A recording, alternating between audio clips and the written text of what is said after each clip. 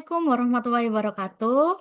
Halo teman-teman, selamat datang di podcast Gokalisasi Suara.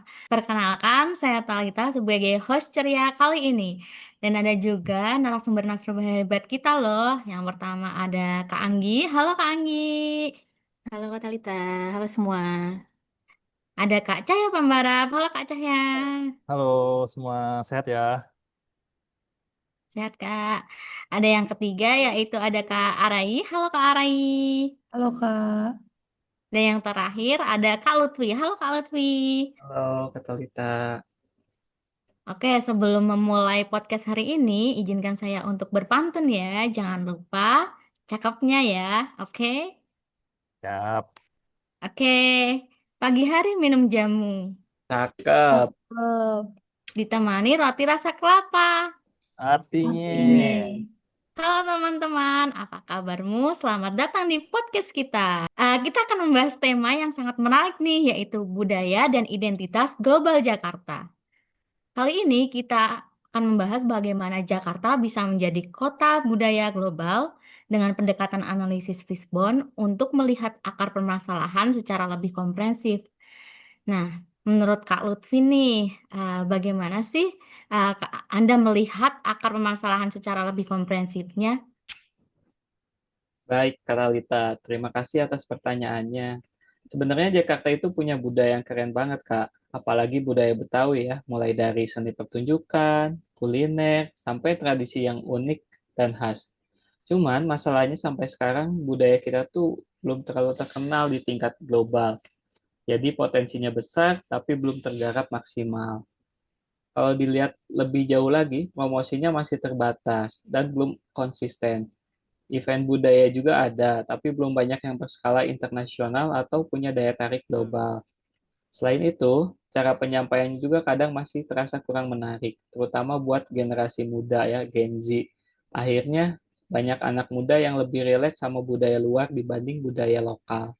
Padahal kalau dikemas dengan lebih kreatif dan mengikuti perkembangan zaman, budaya Jakarta ini sebenarnya bisa banget loh jadi identitas kota yang kuat sekaligus dikenal dunia.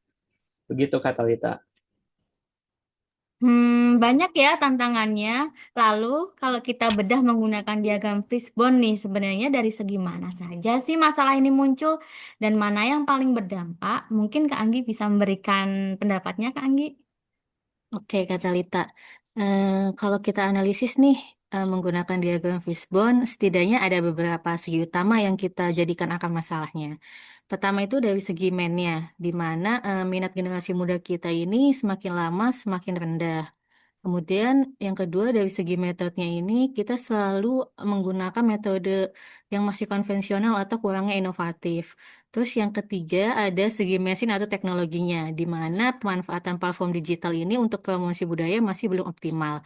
Nah, dari ketiga ini menurut saya segi yang paling berdampak itu ada di segi mennya, di mana kita sebagai SDM merupakan penggerak utama. Jadi kalau kompetensi digital kita masih rendah, maka metode yang dilahirkan pun akan tetap konvensional. Terus media digital kita tuh tidak terurus. Kemudian konten yang kita hasilkan pun tetap aja terasa monoton. Jadi kunci utama yang kita harus ubah itu bukan di metode ataupun mesinnya, tapi di diri kita sendiri. Kalau menurut saya seperti itu ya, Kak Talita.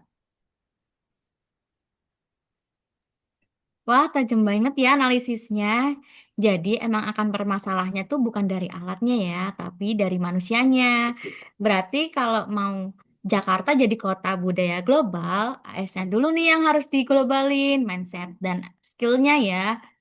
Nah, oke, kita udah dapat nih peta lewat diagram fishbone-nya tadi. Habis ini kita akan bahas gimana sih solusi dari perspektif Smart ASN.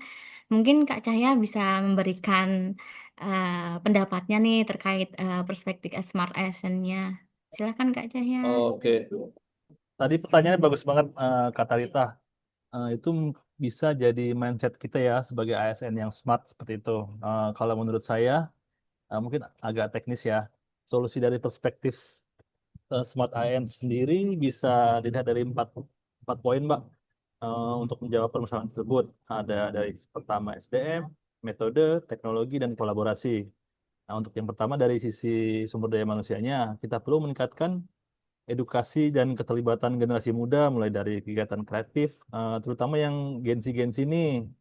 eh, Mungkin dia akan lebih kreatif seperti itu dari untuk tentunya biasanya kan Gen Z lebih ke fresh untuk idenya Mbak dan sesuai trendy yang terjadi saat ini tentunya lebih relevan dengan zaman seperti itu. Nah, untuk poin kedua dari sisi metode, untuk dari sisi metode sendiri sepertinya metode promosi budaya harus dikemas lebih inovatif ya Mbak agar lebih menarik, bukan hanya sekedar poster-poster kaku yang kita lihat selama ini ya. Oke, untuk seperti misalnya konten-konten digital, konten storytelling mengenai budaya, dalam hal ini khususnya budaya Betawi ya. Untuk poin ketiga yaitu teknologi, Mbak. Menurut saya perlunya penguatan digitalisasi seperti platform budaya, virtual event, untuk memastikan konten-konten budaya itu di blast ke publiknya itu lebih efektif dan efisien, sesuai dengan algoritma seperti itu agar tepat sasaran. Nah, untuk poin terakhir sendiri nomor terakhir nomor 4, dari sisi mungkin meningkatkan kolaborasi. Eh, Menurut saya perlu adanya ruang publik yang lebih memberikan wadah bagi para konten-konten kreator ini untuk menuangkan ide-ide yang unik, tentunya melibatkan komunitas, kreator, dan penggiat-penggiat budaya lain ya, agar konten Jakarta lebih berwarna dan lebih dilirik lagi ke depannya. Seperti itu, Kak, pandangan saya. Sangat kompleks dan luar biasa sekali ya jawabannya. Nah, lalu menurut Kak Arayi nih, apa sih dampak Kak. jika solusi ini dijalankan? Iya Kak, dampak dari solusi ini kalau dijalankan itu Jakarta tuh nggak cuman bakal jadi kota metropolitan yang padat aja Kak, tapi Jakarta juga bakal bisa sejajar sama kota-kota budaya global lainnya. Jadi orang asing yang ke sini tuh bukan cuma urusan bisnis aja, tapi karena mereka emang bener penasaran dan pengen banget nikmatin vibes budaya kita. Nah terus kerennya lagi nih Kak, budaya lokal nggak bakal hilang kegerus zaman. Malah sebaliknya, ini bakal jadi identitas kuat sekaligus bensin untuk ekonomi kita. Terus di sinilah ya Kak, teman-teman ASN, peran teman-teman ASN krusial banget. Karena ASN bukan cuman birokrat, tapi kita kan juga agen agen of change ya Kak, ujung tombak yang bisa bikin visi keren ini beneran jadi nyata di lapangan. Begitu kata Lita.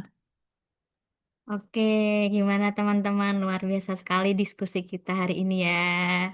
Hmm. Nah, dengan analisis yang tepat dan solusi yang inovatif, Jakarta memiliki potensi besar nih menjadi kota budaya kelas dunia.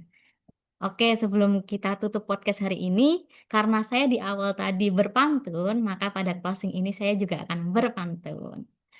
Jangan lupa lagi ya cakepnya. Iya Ya, Kak, Cakep. Pergi ke pasar membeli ketan. cakep. Jangan lupa membeli selasih. Artinya. Terima kasih atas perhatiannya. Sampai jumpa dan terima kasih. Lagi dong, Po. Lagi, Po. Satu lagi. Oke, satu lagi ya. Oke. Burung camar tebang melayang. Cakep. Cakep. Hinggap sebentar di pohon jati. Artinya. Jika ada kata yang kurang berkenan, mohon maaf setulus hati. Sampai jumpa di Sampai vokalisasi jumpa. suara selanjutnya. Bye.